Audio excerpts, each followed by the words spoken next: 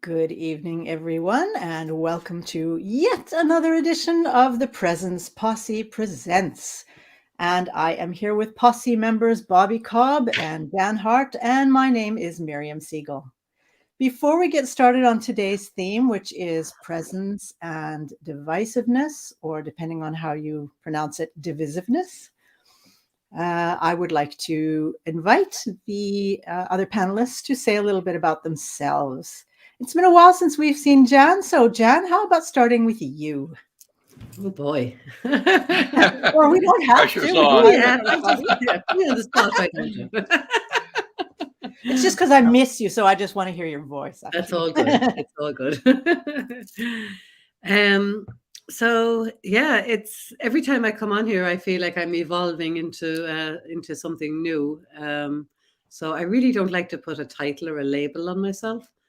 But I guess I'm just somebody who values presence and likes to talk about presence and how it can help people and the value and benefits of it. And you have a group on Facebook called Cultivating Calm. Do you still I have sure that? do. Yep. Yeah. I do. And that group is a place where we share stories about insights that we have from a three principles understanding. And where people come in and ask questions and can talk about challenges and that. It's a quiet, small group. But yeah, it's a really nice space for reflection and to tap into your creativity and to just be for a while. Do you have to be calm to be there? No. I didn't think so, but the reason I ask is because some people, when they see something, they sometimes make assumptions about it. Yeah. And so I thought I would ask, because it's cultivating calm, I would imagine, is the idea is you go from something to calm. That is the goal. Yes. You don't have to be calm. Yeah. We had a topic here a number of weeks ago, from fast and furious to slow and curious. So that's the journey, really. So people that come to the group aren't really calm. They're quite frenzied and busy-minded and, don't seem to have enough time to do anything and, need an extra pair of hands and more people to help them. And yeah, just life just seems to be one drama after another. And I get that because sometimes my life looks like that. I actually saw a really funny meme on Facebook just a few minutes before we started the talk today, and it was a person asking for advice about alternatives to preparing food for children for breakfast rather than breakfast cereal that has a lot of sugar in it. And one of the suggestions was prepare the meals the evening before.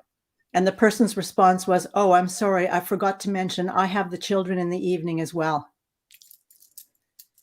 There you go. I thought that was wonderful, because it's like it's not more calm in the evening than it is in the morning. No, not at all. Not at all. Yeah.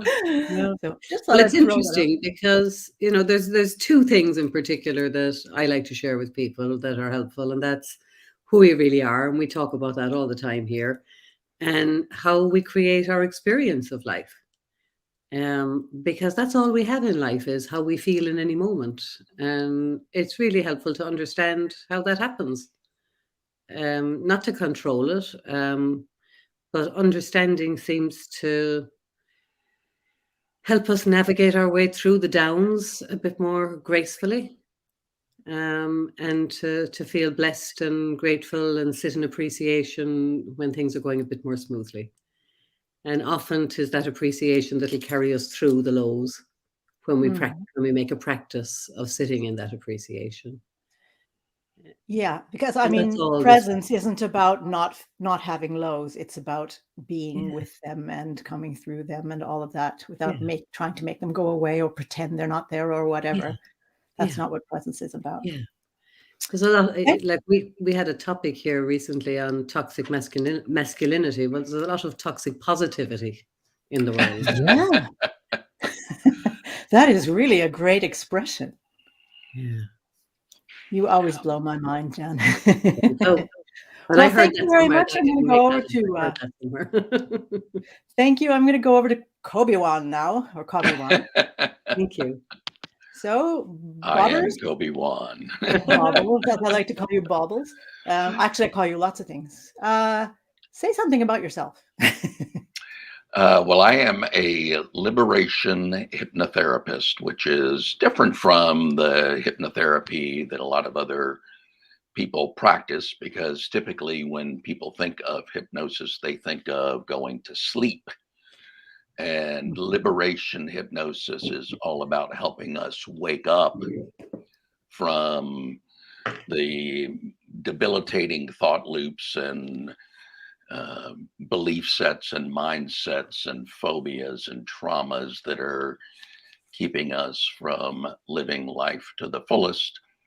And I am also a corporate consultant. I work with senior executives, teaching them principles of mindfulness management and enlightened leadership in ways that leaders, whether they're entrepreneurs or running, a division of a large corporate or whatever it might be, ways that they can really enroll the hearts and minds of the people that they work with into what it is that the company's trying to accomplish. Because we can buy people's hands and their back and their manual labor. We can do that with money. But, when we really get somebody involved in a cause and feel like they're part of something bigger, then a lot of the conflict and divisiveness, sticking with today's theme, tends to kind of melt away. So those are the two major focuses of my work these days. Excellent. And it's nice that you mentioned the theme as well. And so we can draw on your experience and reflections as well throughout the talk. And yeah, where it's appropriate to do so, I guess. I'm not going to pump you for information, put you on the spot or anything. But you also have a Facebook group that people can join and partake of your wisdom. Oh, Kobe One. And not just mine. The thing that I love best about it is that there is a robust conversation going on inside the group. The group is called Our OUR Mindful Life, and I think we have around 500 plus, maybe. Might be closing in on 6. I haven't checked this week. Members, and we've got some wallflowers that are just sitting aside, but we have a lot of people who are really participating in a robust conversation. And it's all about what our podcast here is all about: bringing the power of presence and mindfulness and intention and attention more fully into our daily lives, so we can live more in harmony with the way that life actually works. Brilliant. Thank you. 2 words about myself, or maybe more than 2 words. I also have a Facebook group that you're welcome to have a look at, anybody who's watching. And it's called Relation Revolution. And I work a lot with relationships, the relationships we have with ourselves, relationships we have with others. And we're going to be talking about divisiveness today, or divisiveness, depending on how you prefer to pronounce it. And that is, of course, something that shows up in every relationship. And so that is also something that often comes up in coaching therapy sessions I work with individuals and couples and groups. And the idea is to practice presence, practice mindfulness, and to speak and meet another person in a mindful and present way. And sometimes that can be difficult, and sometimes it can be easy. And we train it just like we train to ride a bike or learn to walk or whatever we need to practice. So you don't have to be an expert. You don't have to know anything about mindfulness. You don't even have to have good working relationships to be a part of that group. I was actually going to mention something completely different. I just noticed I didn't put the information on the screen, so I'll just do it now. I don't know why I'm thinking of it, but if it's relevant, I'll mention it. And if it's relevant, we'll come back to it, or it will make sense. But speaking of relationships and mindfulness, I'll just mention it briefly. I was recently on a course, and I was asked in two situations. In one situation, I was asked, what do you usually do in this kind of situation? And I got really confused because I had never been in that situation before. The way presence for me is, and in both situations, it was the same. It's like, okay, in this situation, how do you usually react, for example? And I didn't understand the question because I've never been in that situation before. And I had to explain that I may have been in similar situations or situations that remind me of that present situation, but I had never been in that situation before because that situation was right now with different people, a different day, a different context, whatever. And the people leading the course, it was really interesting because the response was very positive. It's like, well, actually, that's right. It's new. The situation is new every time. And that's the relational part of it is that it's being present to what is happening right now, noticing if I'm bringing something from before, another context, into the mixture and confusing that. Yeah. Right. And then acting or reacting, making assumptions or judgments based on something that isn't actually this situation. Yeah. And now I know why it showed up as well, because the theme is divisiveness and presence.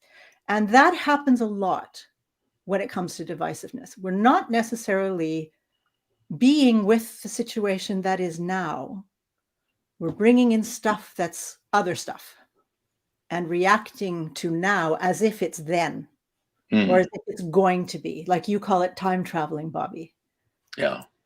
So yeah, I guess the example wasn't so far-fetched. I couldn't quite figure out the content. Why is this coming up now? But I trust when things come up, there's a reason for it. And so I just mentioned it. Yeah. So now I've started the ball rolling. Anybody want to say anything about that? Well, I really like the part where you were talking about, in essence, what I was hearing anyway, is that every situation is different. And what we're bringing to the situation varies wildly. And I was sharing with Merriam before we got on and before you connected, Jan, that I've got a lot of stuff going on in my personal life. I've got an interesting potential, not fun medical diagnosis that I'm dealing with, which has really increased my own mental static.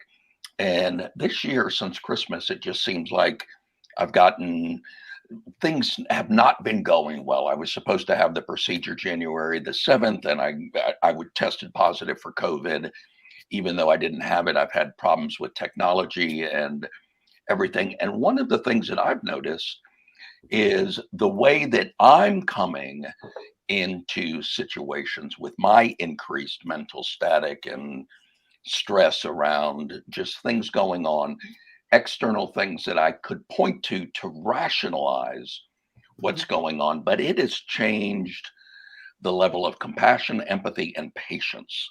Those are three things that I can point to in my life that are in very, very short supply right now. So one of the things that I just want to introduce that as a subject, kind of pulling off what you introduced, Miriam, about every situation is unique, including how we're showing up to that. And in promoting this, I quoted Rudyard Kipling's "If," which starts off, "If you can keep your head while all about you are losing theirs." And then the poem goes on in a different direction. But I just also want to introduce the idea that, have you noticed when there is a divisive situation, whether it's us or somebody else, that oftentimes one cool head coming into the proceedings can have a calming effect on the whole room often. And there's other triggers that can get those fired back up again. So I don't, I'm not trying to change the subject, but that popped up to me very strongly during what you were talking about, Merriam. And it's really relevant, Bobby. For me, anyway, it resonates strongly because I see that all the time in dealing with workplace conflict. And what you described, as soon as people, I'm not saying that this is what's going on for you, but when I see people, at odds with each other in the workplace and people feeling like they're not in control anymore, or their needs aren't being met, or they're not being heard, or whatever it is, that as soon as that's the perception, tolerance goes out the window. I'm Yeah, more willing to hurt the other person. I'm more willing to say not so nice things because my needs aren't being met. yeah, And that's coming from the time traveling that's being brought into the moment. Because, if we think of the iceberg, we're seeing the behavior playing out, but what's under the water is wherever they've gone to, future or past, and pulling all that energy and belief systems and needs and wants and everything else into this moment. yeah, And that's what plays out. But when, we don't like to not be in control, and we don't like to not be able to influence what's happening in our lives. And as that scale shifts, as you say, our patience, our tolerance, all that stuff seems to yeah. get wobbly. And it just seems to be the side effects that come along with that kind of perspective. Yeah. When I have worked with couples previously, it becomes very obvious in, just interacting them with a short period of time, how good that couples that are in, they're on the rocks or having difficulties, how good they get it at pushing each other's buttons and, stepping on raw nerves. It's like that's a skill that we get. Yeah. Not helpful at all, but No. a skill that it seems like we perfect in that process oftentimes. Yeah. Doesn't need to be that way, but Yeah. It's interesting because I know somebody that does that and has done it for a very long time. And she will tell everybody that the person that she lives with is the hardest person in the country to live with. And then she goes about proving that to everybody when they're together in company, like poking and jabbing until that behavior shows up, and it's so transparent. yeah, Obviously not to her. No, not to her. yeah, It's like, yeah, I'm going to prove to you that this is an awful person by hurting the person so Yeah. much, so long that the person actually explodes, and then I've got my proof. Yeah. Yeah. Just keep poking Which that is really bear sad. until it roars. One of the things I noticed, Bobby, when you were speaking was your description of your behavior. And in divisiveness, my impression is that a lot of the time people are focusing on other people's behavior. But you're saying, for example, that you notice that you don't have so much compassion and understanding and that sort of thing. And you own that in yourself and in that process that you're in right now. Not the expectation to be perfect and have all the answers, but you see that in yourself and you Yeah. don't make it about anybody else. You understand that it's you. And one of the things I noticed with presence is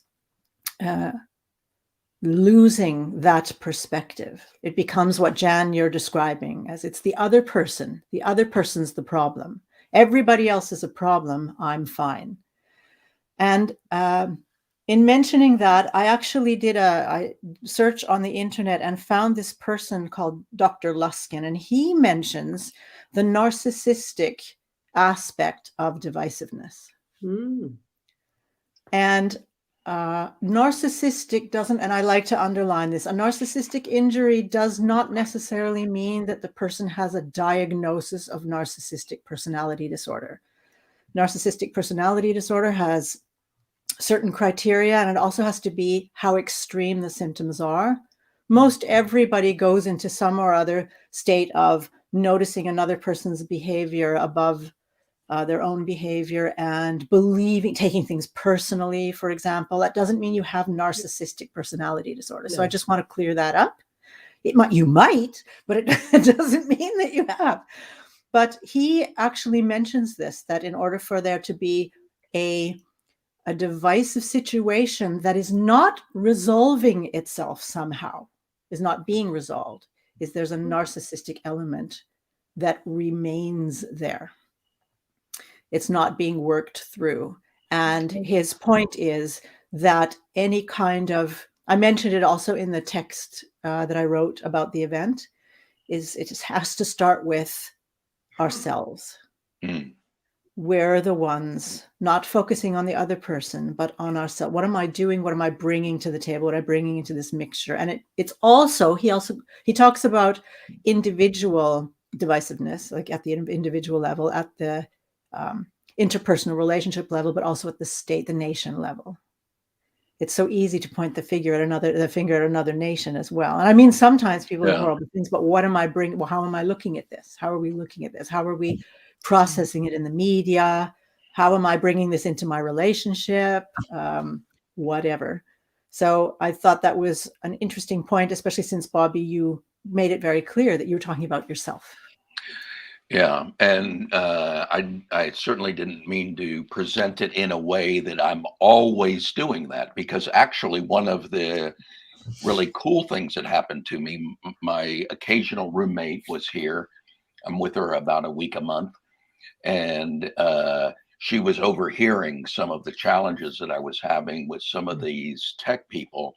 And at one point, a person hung up on me or we got disconnected. Could have been either. In reality, in the moment, I was certain that they hung up on me, and I was in a rant, and I was very far from grounded, aligned, and balanced, and I'm like saying to myself, really, cussing, so and so hung up on me. And Carla, just from the other room, not even necessarily thinking that I'm going to be able to hear it, says, didn't sound like you gave it much choice listening to your end of the conversation. And that's a good pattern interrupt for me. And I sit and think about that and said, I really didn't. But if you, a cool little experiment that I often invite people to run is when you see a friend or an acquaintance who seems particularly up or particularly down, doesn't really matter for the purposes of the experiment, comment on it and say, wow, man, you seem like you're on top of the world today. What's going on? Or, yeah, you seem a little off today. Is everything okay? Regardless of which one that you do, 9 out of 10 plus are going to give you an external thing. Like in that moment, if Carla had came in and said, wow, you really seem like you're losing it a little bit, my response in that low frame of mind and mental state would have been, that's because this person on the other line, cuss, Blankety is blank. an idiot and they don't know what they're doing. And I'm surprised that they're even got a job and blah, blah, blah, blah, blah, blah, blah. It would have been an external thing. And it took the interrupt, it took the pattern interrupt. And this is what I find like leads to divisiveness is we have triggers, and those triggers can get us fired up. That's a trigger for me. It got me fired up. But then as I get fired up, I get further and further away from resources. And I get to like just the conditioned responses that I know by heart, which for me is to yell at the IT guy, even though intellectually I understand it never has helped, never will help. But deep down enough, if I get unresourceful, that's the move that I can go to in the dark, because the neural pathways are so clearly, that's the information superhighway. So I think, to the degree that we can say to ourselves, well, that's not like you to do that. And to question, all right, what's going on with me? And am I in a conversation that has no good ending right now? And would it be smart to maybe take a break and reconvene? That seems to me, that's, being one of the cooler heads and allowing that to prevail. What do you guys think of that? I'm just going to bring a point in here before I go to you, Jan, if that's okay. Go I for just it. want to mention that part of the equation in any kind of interpersonal interaction is finding the pain points. Like, what about this am I reacting to? There may be something painful and frustrating that isn't the other person. This has a consequence for me somehow. And that feels painful to me, right? Now I have to, I didn't get to say the end of my story, or I didn't hear the end of the other person's story, or I have to argue with an IT guy. It's time consuming, and I have other things that I need to get done today, or I would prefer to get done today. And there's an experience of perhaps loss or inconvenience or expense, even whatever it is. Well, loss and inconvenience are kind of expense. And there can be frustration connected to that. So there's the real part of the equation, like what does this mean for me and my life? But then there's the other part that's the I'm blaming you for that. Instead of, okay, this is a thing that happened. I don't have to get mixed up in whatever intention you may or may not have had. If I notice I'm doing that, I might need to talk to somebody, or I may need somebody to remind me that that's what I'm doing. I'm putting some intention into the mixture that isn't necessarily there. I'm making this into something where I don't necessarily know what the real situation is. What's my opportunity? So there's that, just giving the space for any actual real pain point that may exist in a situation, and respecting that somebody may have said something and they may not have meant it in a hurtful way, but the words they used felt hurtful. If it's something that just wasn't nice, or maybe they did mean it in a hurtful way. Either way, if you feel hurt, then there's hurt. And so it's like, okay, I feel hurt, and it doesn't have to be only that. Or I feel frustrated because now I have to spend 3 more hours talking to the IT guy. And right. So I just wanted to mention that before going to you, Jan, if you have anything you'd like to say. Yeah, and I think that that's really helpful, Miriam. And I think, when we're in a good state of mind and we don't have a lot of interference, we can be present and allow all of that to happen. But we're also human, and there are moments when we do have a lot of interference, and it's about being okay with that too, that we get lost and we go off on one and we'll be cursing and blaming everybody and having a horrible time, and then somebody will come and do a pattern interrupt, and we wake back up and go, oh yeah, I forgot. Yeah, it's inside out. And then we can have that conversation. But when I talked about toxic positivity a while ago, it's about we don't allow that. People don't think that it's okay to not be okay. And it's all okay. Yeah. We're designed as human beings to experience all of it. We don't have to like all of it. We don't have to react perfectly to all of it. But, we're here to experience it all. And the more we can allow ourselves to have those down moments and go off on one. Yeah. Because we come back, we remember. Yeah.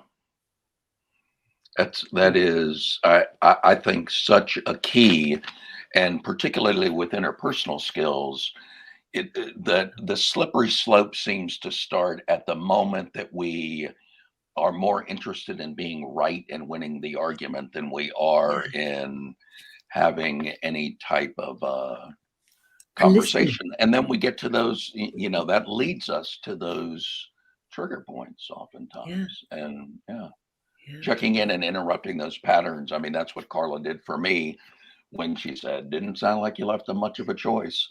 And that simple comment, which I honestly don't necessarily think she even intended for me to hear it. No. But it was enough to just get me going. Yeah, I really didn't, did I? And that's a step back. And one of the things that when I'm working with new clients that I get them to do is to interrupt their own pattern, Oh, well. because our conditioning is so much, suck it up, power through, fake it till you make it, no pain, no gain. It's not how often you get knocked down, it's how often do you get back up again.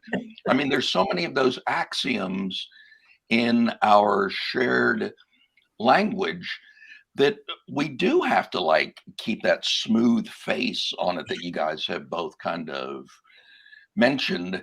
And the result of that, in at least in my own lived experience, is that the more that I stuff it down, the more thickly I'm packing all the wadding, so that when the cannon does fire off, it's going to make a bigger bang.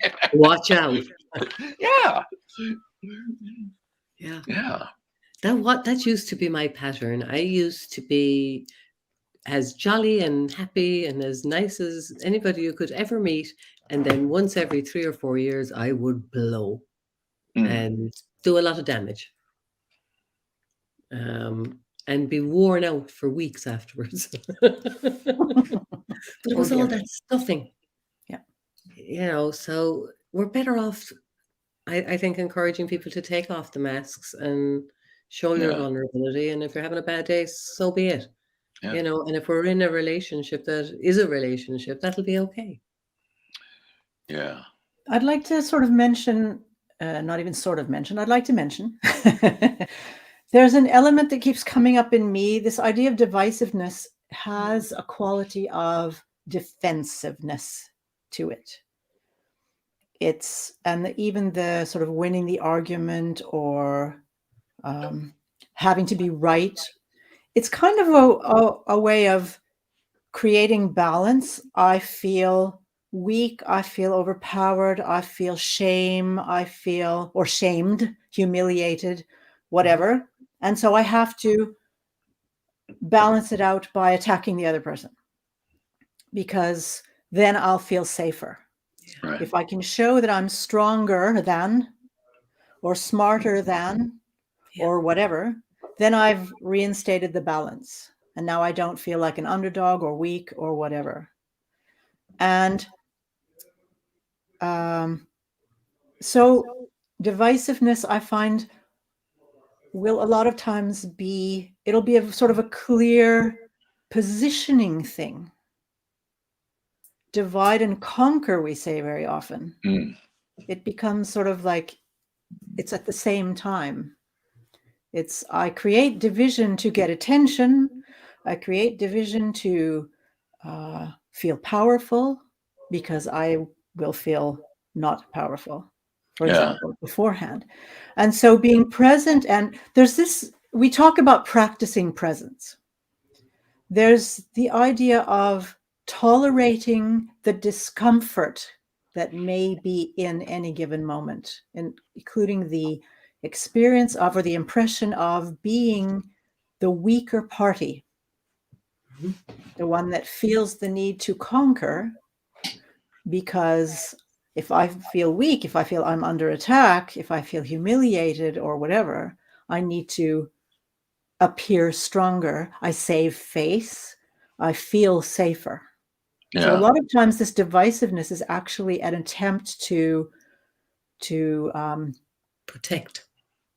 Pardon me? Yeah. Protect. Yeah.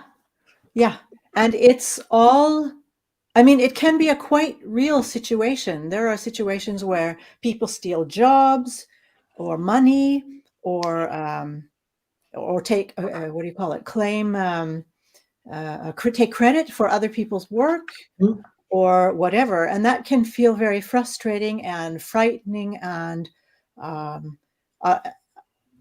people can feel helpless in that situation. Like, how do I deal with that when somebody has stolen my work, for example, or whatever? And of course, the urge to balance that situation out and come out on top. That's a natural thing, I would think. We're built to survive. That's part of our biology. We're built to survive. The key is to not confuse a physical threat with a psychological threat, or a monetary threat. And practicing presence for me has very often been breathing through Mm. feeling humiliated or feeling weak or having the impression that I am powerless or helpless, and just breathing through that without doing anything to try to straighten the whole thing out as a defense strategy. It becomes like a defense attack, the fight flight thing. Yeah.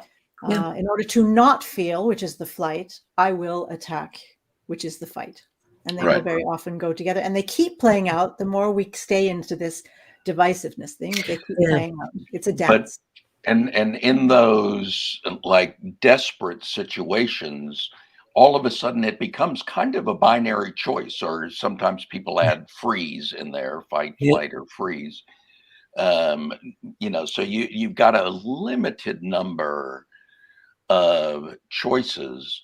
And like one of the things that I noticed when Carla did the pattern interrupt was what that gave me was an opportunity to breathe and reflect and then intellectually realize that what I was doing isn't helping at all.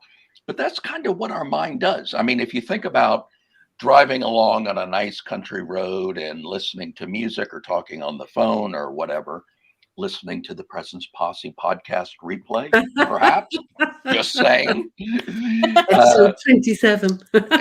And lost it, you can be lost in thought and then go up over a hill and there could be a sea of red lights that are going on, and your rational mind, your critical mind, is going to jump in immediately and want to know what's going on, why is this happening, what does it mean, am I safe, is this my fault? And we go through those questions and others in the blink of an eye.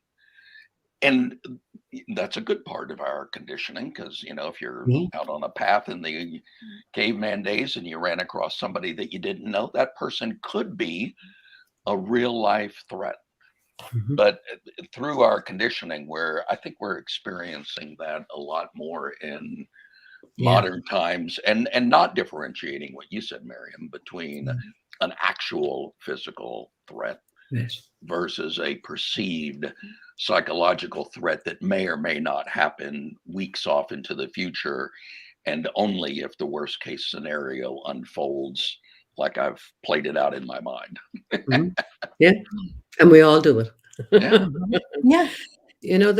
There's in terms of divisiveness, is to simplify it.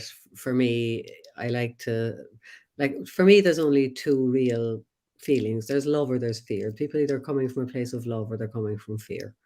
And when we are present, we're really present. We're in that space of love. So we're listening, we're open, whatever our perception is, we can process it and be open to something new coming in.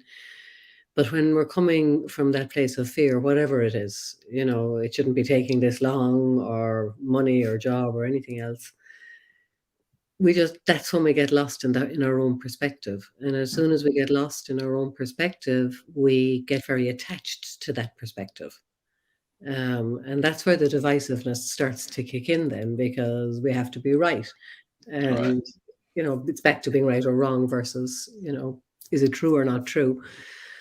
But I think that whole thing is, for me, that was very helpful along my own journey, because I could always check in with myself and I know myself whether I'm coming from a place of love or fear.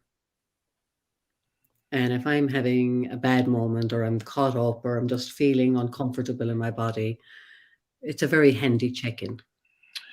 So when you're working in your HR capacity and you see that that's a problem in a workforce, is there a tool or trick, technique, mechanism, whatever, that helps people realize that in the moment?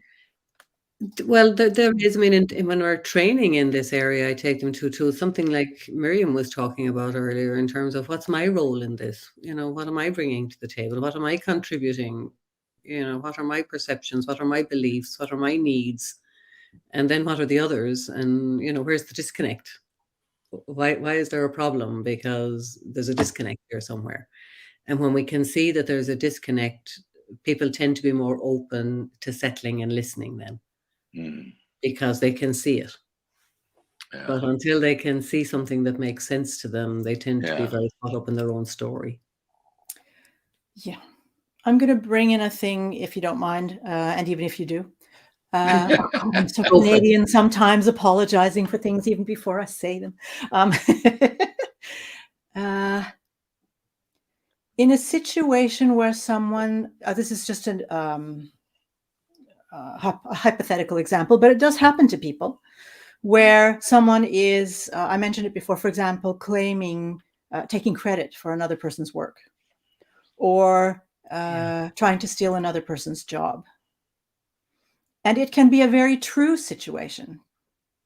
And the person who is attempting to do whatever they're doing is creating a kind of divisiveness. It's me against you. It's, one of us has got to win this thing. And I mean, in many situations, there is a competitive element. And just to give an indication about presence for me, my experience will be, I'm not losing my job right now. Right now, I'm in a conversation, or right now, I'm reading an article that part of which should have had my name on it, for example. Right now, I'm sitting in a chair and noticing a dynamic between people. If I lose that perspective and I go into fear, and you bring up a good point, Jan, fear will take me out of what's really going on. Fear gets in the way of my functioning at my best level, because I'm not present really. I'm in the future, for example, worrying about my job and where I'm going to live and consequences and all of that. But I'm not then able to pay attention to what's happening right now. And I notice that when I am able to pay attention to what's happening right now, I will very often hear something or notice something to which I can respond in a present way that will reveal that there's something not quite right with the situation. If I'm in my fear, I may not notice it, because I go into defense mode. And I often bring up the situation if someone is shooting at me, actually physically shooting at me. I've mentioned it on Presence Posse Talks before.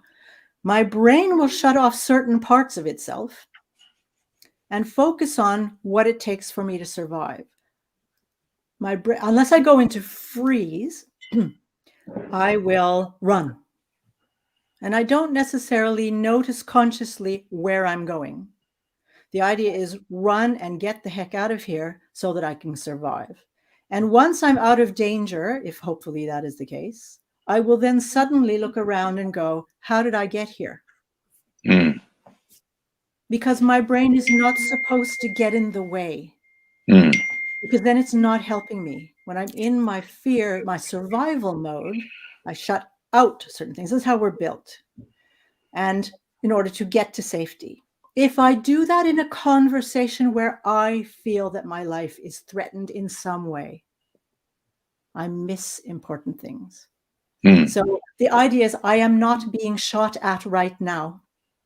I am here right now, listening or reading or noticing or whatever I need to do. And then I'm present and can deal with the actual situation. And sometimes I lose.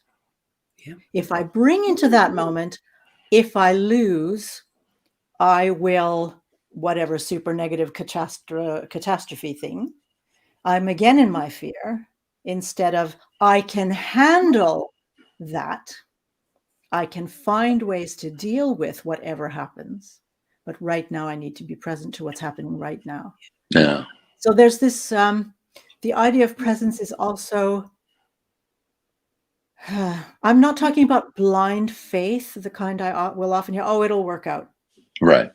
Oh, it'll work out. It'll be fine. And it may not. Who knows? We don't Yeah, know. exactly. I Yeah. can't know that. Then I'm not present either. Yeah. Right? If I'm thinking, oh, it'll be fine, I don't even know if I'll be fine.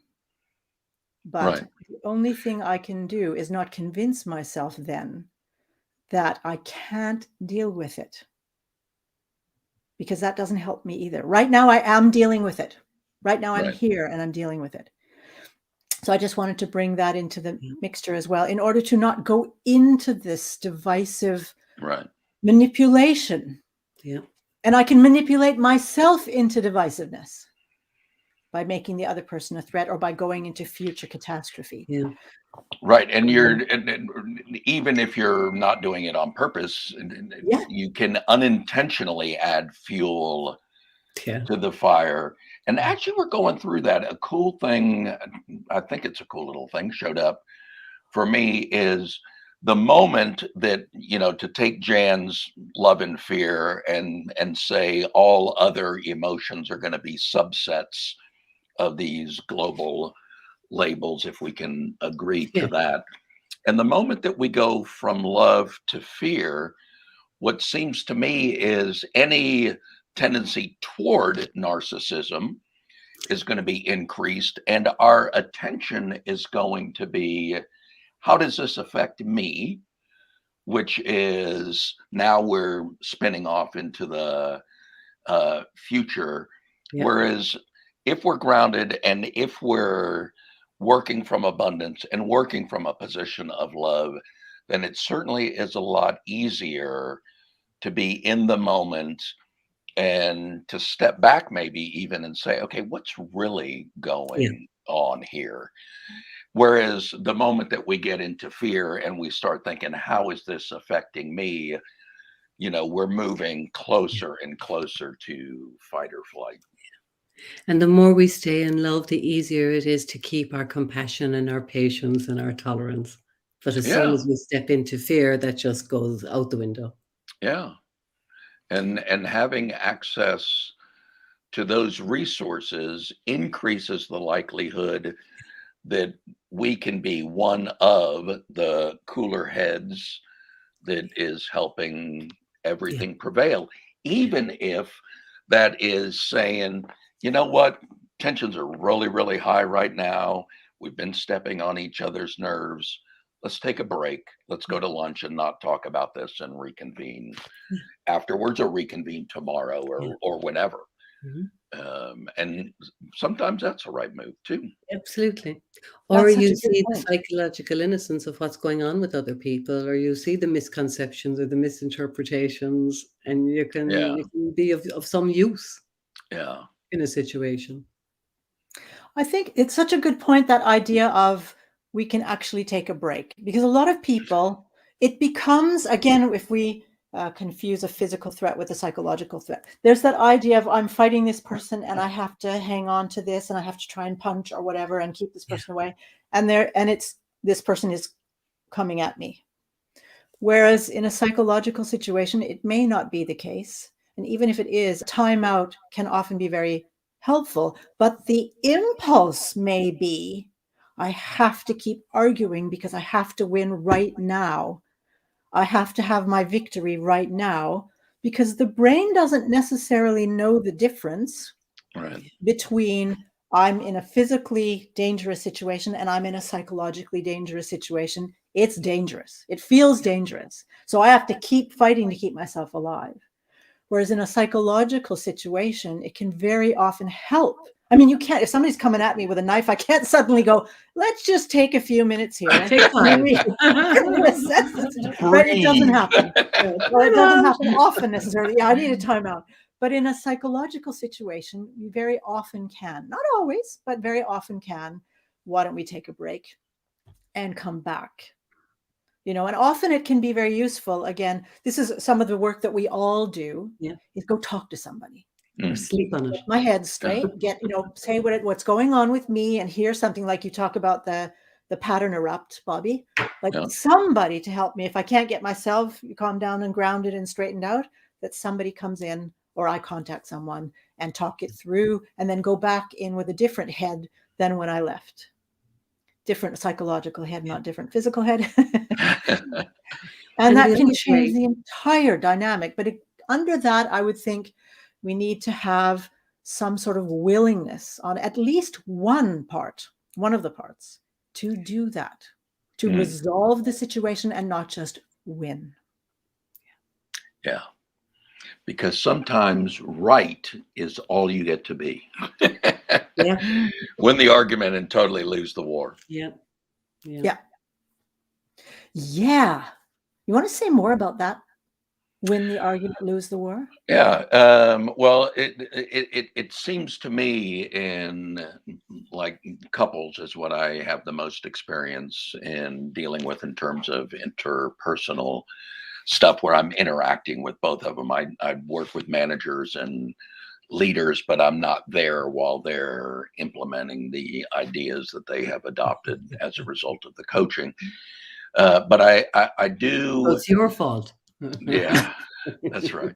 Uh, I do notice in the the interpersonal things how quickly we get triggered, how quickly patterns get unfold, and as a result, how quickly our access to the resources of perspective and compassion and empathy and intuition and just to be able to really critically think clearly and access common sense, all of that starts to diminish as we get more and more into the that mode.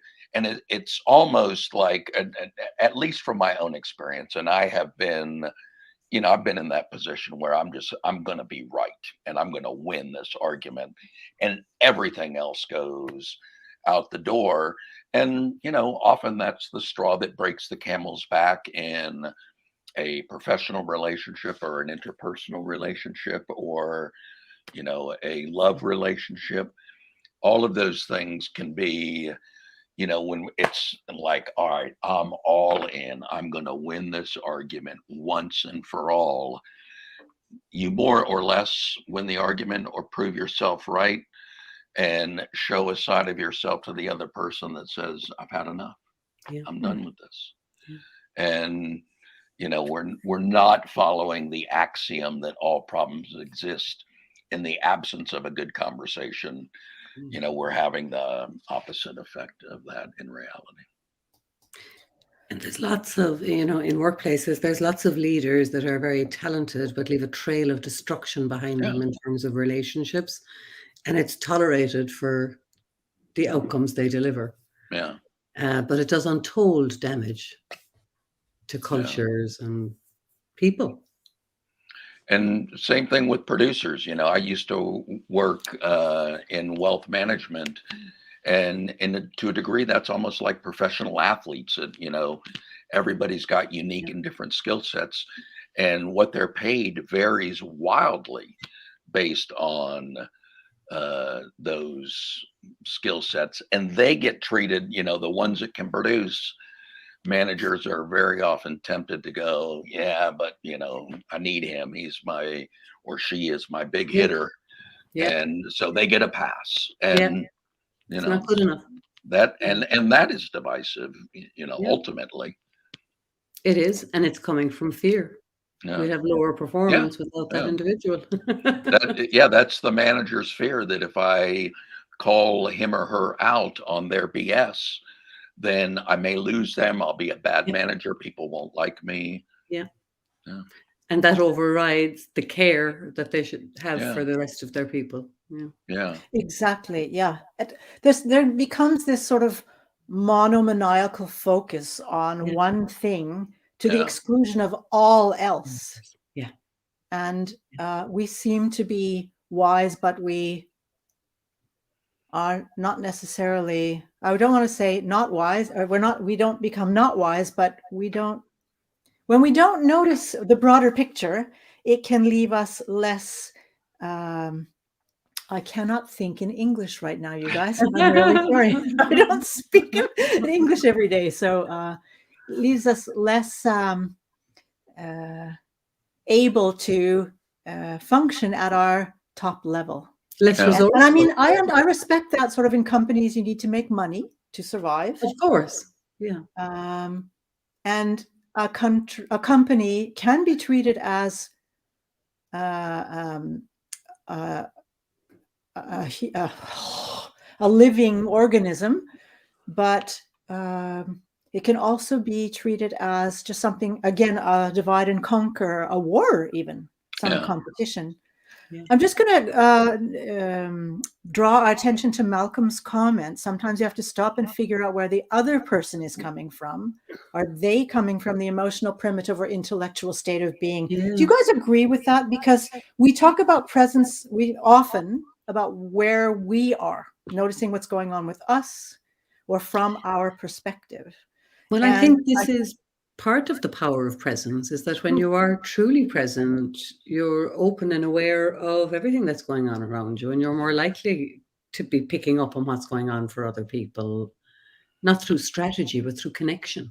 Yeah, I agree with that completely. That you know, to stick with the fear and love model, you know, emotional primitive could be considered fear. I wouldn't use the intellectual state of being, but I know what he's communicating with that statement, and that could be the love side. And when we're grounded in love and abundance, and we're centered, and we have access to all of our resources, one of the things that typically happens is when somebody's off, we don't attribute that to malice or a bad intent or to anything else. We recognize this other person that I'm interacting with is not in a very good mental, emotional state right now. So, you know, that may be an opportunity for us to interrupt their pattern. And that could be something is, what are we really talking about here? Are we just talking about who's right here, or are we talking about the big, grand global vision? And that can interrupt a pattern. And as Jan said, having the wherewithal to notice the effect that our communication is having on the other person, that gets us away from that point where the wife is saying, honey, I've told you this a million different times. And the husband is like, you're not hearing what I have to say. And they end up talking past one another rather than with one another. And it's a big difference. Huge difference. Yeah. And I think Malcolm's comments right on with that, and Jan's as well, that, you know, the more grounded that we are, the more access to resources that we have, and the greater likelihood that we can be the calmer, cooler head, or the one that's interrupting these subconscious patterns that we're having unfold from us on a almost a minute by minute basis oftentimes. I mean, one of the trainings that I would do in companies is around how to support a colleague who's having a challenge with their mental health. And that's all about being present to others and for others, and being consciously aware and noticing when somebody is behaving differently than they normally do, or they're a bit quieter, or, you know, they're missing or whatever. Because if you're not present and if you're totally caught up in yourself, you're not going to notice those things. And if we don't notice them, we can't offer support. Yeah. And we increase the likelihood that we may do something that just makes matters even worse. Absolutely. Yeah. I'm just going to bring into the equation now, we're not talking about making excuses for another person's behavior. No. We're talking about, if I'm allowed to say, an intention, noticing an intention or a state of being with the other person. Everybody can have a bad day or go through a bad period of their life. That's not the same. And in this particular situation, that kind of situation, we are present to the situation, present and able to meet the other person or not meet the other person if it's not our responsibility. There's making excuses for another person's behavior. If a person is belligerent, for example, or even physically threatening, but he loves me, is not noticing what's really going on with the other person and making space for that other person. It's denying yourself an honest look at what's really going on in your relationship, and it's denying yourself the opportunity to take responsibility and make good choices for yourself. So I just want to make that distinction when it comes to noticing what's going on with another person. Yes, noticing what's going on with another person, but not making excuses, no fables, no fantasies, no pretending. He loves me. Yes, he can love me and he can hit me. And if he's doing that, I need to make a better choice for myself. And I need to be honest about that.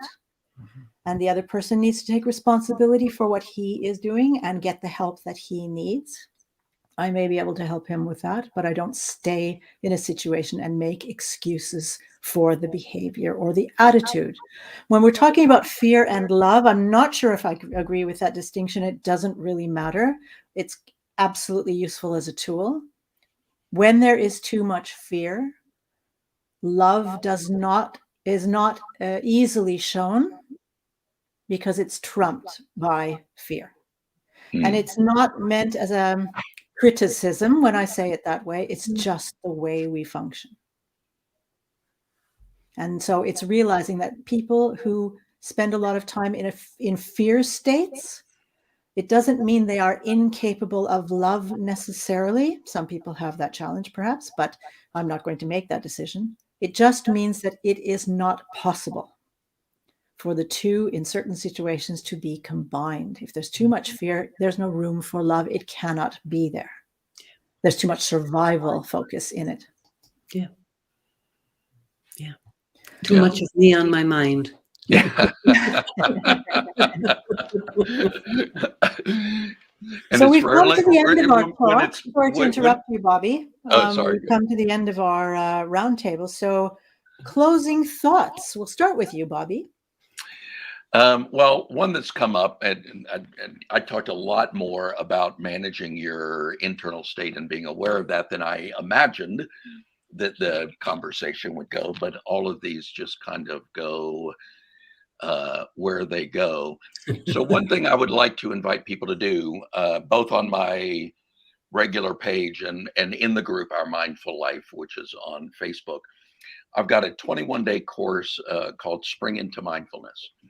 And in that, it begins with giving you some tools that will help you to check in on a regular basis and see how you do, and introduce you to a self-assessment scale that I kind of co-created. Other folks were involved with it as well. My clients kind of taught me, hey, if you had this, I'd get what you were telling me a lot quicker. So they became like my R&D department. So if you go to Our Mindful Life, go to the guides, there's a program there called Spring into Mindfulness. If what we've talked about has resonated at all with you, then that's a good place to begin your journey if you have an interest in doing that. So thanks for tuning in, and thanks to you guys for sharing this hour. It's always magic for me. I love these talks. Yeah. Thanks, Bobby. Jan? Thanks, Bobby. Yeah, it's always a delight to spend time with you guys. I'm just reflecting here, Bobby. You were asking me about tools and techniques for people, and one thing that's always helpful is breath work. Particularly in those moments where we can feel ourselves shifting, out of that love space. Coming home to the breath is always very grounding and can keep us here in the present and keep us on the right side of that love fear thing. And I think you have some breath work in Our Mindful Life. So yeah, I encourage people to go there. Quite a bit of that. For that. So yeah, I think I'll leave it there. Can I jump in and just say a little bit more about that? Yeah. I've got a quick story that I have a cancer diagnosis. We don't know how bad it is yet, but that has like really increased my mental static, and my own ability to practice presence in light of this has been, an interesting journey. It's kind of like a master class in presence almost. And one of the things that happened was when I went to the doctor for the first time. I was already suspicious that this was going to be the diagnosis, because this is not my first rodeo. And they took my blood pressure, and it was like 193/115 or something like that. And I'm like, do we need to call 911? And they're like, no, it's just you're here and you got this stuff going on. And it's what we call white coat syndrome. And the only time I was getting my blood pressure taken was when I was at a doctor's office, and it was high. And I seriously considered, in my non-resourceful state and my panic and, my own worst case scenario things unfolding. It doesn't stop necessarily when you have this understanding. You just have got more tools to cope with it. But I thought about getting on a high pressure med, and thank God Carla was here then. And she goes, won't one of your breathing tricks help you with that? And it literally was like one of those moments. Oh yeah. And it did. I mean, our breath, I like doing breath work because of all of our bodily functions. It's the easiest to turn over to automatic, and it's the easiest to take conscious control over. You can just decide to start taking deeper breaths.